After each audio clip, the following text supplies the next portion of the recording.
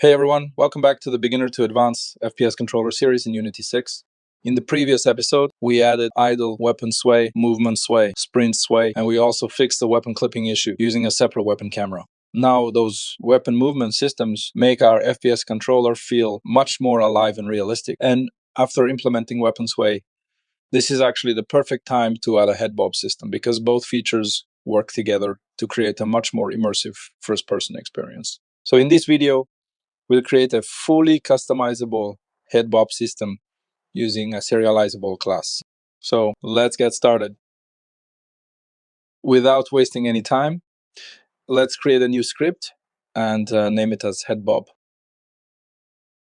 Before implementing our head bob system, let's quickly test the player movement.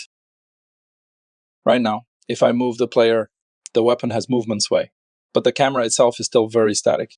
In real FPS games, when the player walks or sprints, the camera also moves slightly. This is called head bob. Head bob gives the feeling that the player is actually walking instead of sliding on the ground. Let's start coding our head bob system. Double click to open up the head bob script. First of all, remove mono behavior because we don't need this as a separate component. This class will be used inside our FPS controller script. Now, let's add serializable attribute to make the class serializable so we can see and edit its values inside the inspector. Next, let's remove start and update methods. First of all, let's add a header attribute for head bob settings to organize inspector. And the first variable, we need to control the camera movement while walking. Let's add private float walk bob amount and set its value to 0.05f. This will control how much the camera moves while walking. Next, we need the walk bob speed. Let's add private float walk bob speed and set its value to 8. This will control how fast the walking bob plays. Now we need to add sprint bob amount. Let's add private float sprint bob amount and set its value to 0.08f. We are using a separate bob amount for sprinting because when a player starts sprinting, the body movement becomes more aggressive compared to normal walking. So naturally, the camera movement should also become slightly stronger. Next, we need a separate bob speed value for sprinting because when a player sprints, the overall movement cycle becomes faster compared to walking. So let's add private float sprint bob speed and set its value to 12f. This controls how quickly our head bob pattern progresses while sprinting. Next, we need a smooth speed. So when camera moves, we don't want it instantly snapping between positions. So let's add private float bob smooth speed and set its value to 8f. So this value will control how smoothly the camera transitions toward its target head bob position. Higher values make the camera follow the target more quickly. Before applying any head bob movement, we need to know where the camera normally sits. Let's add a public vector 3 FPS camera origin position.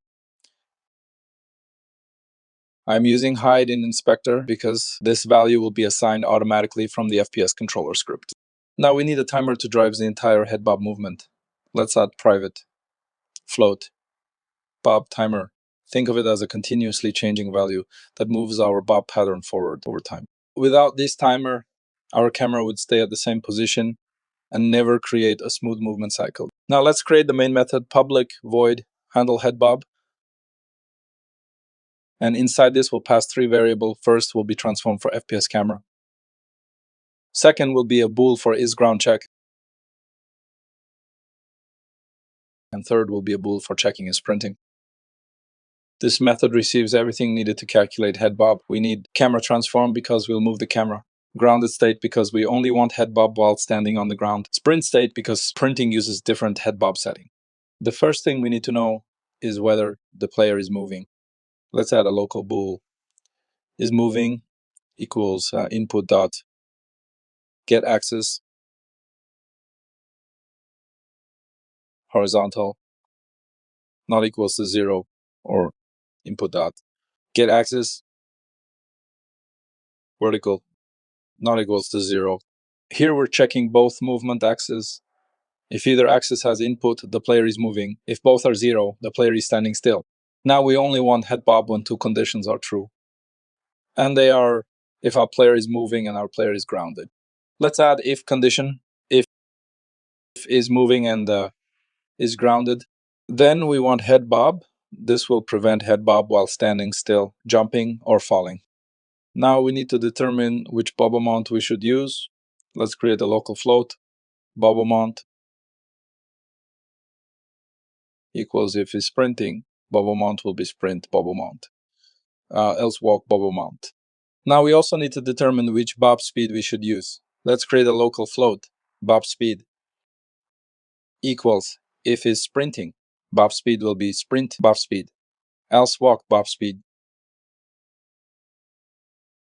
Next, we want to update our timer between frames. Let's say bob timer plus equals time dot delta time multiplied by bob speed. Time dot delta time keeps our movement frame rate independent. Then we multiply by bob speed. So higher bob speeds make the timer advance faster, and faster timer progression means faster head bob movement. Now let's calculate our horizontal movement. Let's add a local float.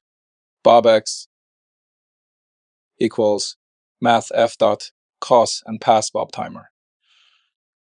And then multiply cos with bob amount and multiply by 0.5f. We use cos because it returns a smooth wave value between -1 and 1. This gives us a natural side-to-side motion. Then we multiply by bob amount. This scales the movement intensity. Then multiply it with 0.5 because I only want half the movement strength on the horizontal axis.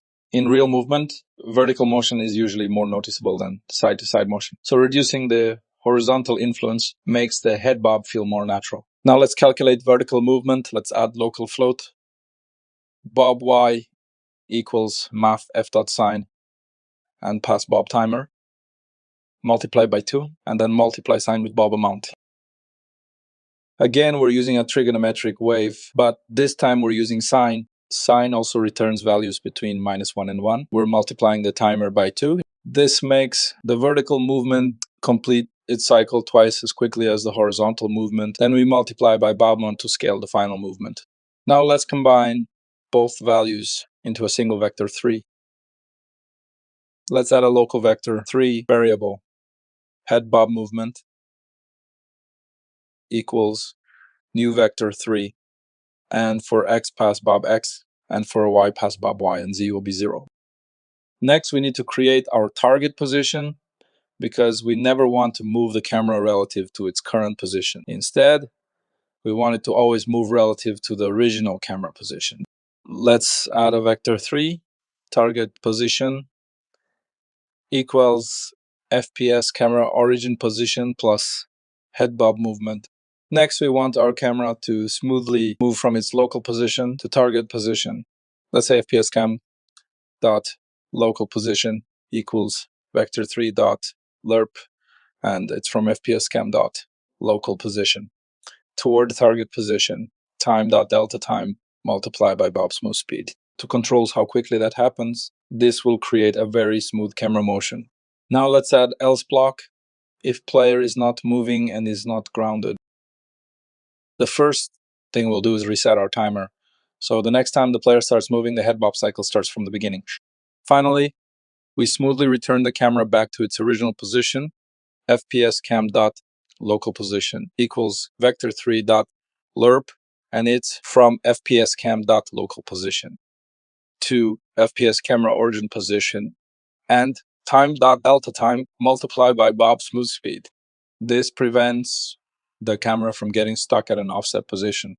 Instead, it smoothly settles back to its default location whenever movement stops. And that is our complete head bob system. It dynamically adapts to walking and sprinting while keeping the camera movement smooth and natural. Now let's call this class in our FPS controller script. We need to add a new variable for this class. Let's add a private head bob. Now in the start, we need to set values of head bobs, vector 3, FPS camera origin pose. Let's say head bob dot FPS camera origin pose equals player camera dot transform dot local position. Now inside our FPS controller script, we need to create a dedicated method to handle head bob. Let's create private void handle head bob. Inside this method, call the handle head bob method from head bob call and pass player camera transform. Is grounded bool and is sprinting bool. Since head bob depends on player movement, grounded state, and sprinting state, it makes perfect sense to call it inside update. Now let's save everything and go back to Unity. Hit play and test the game.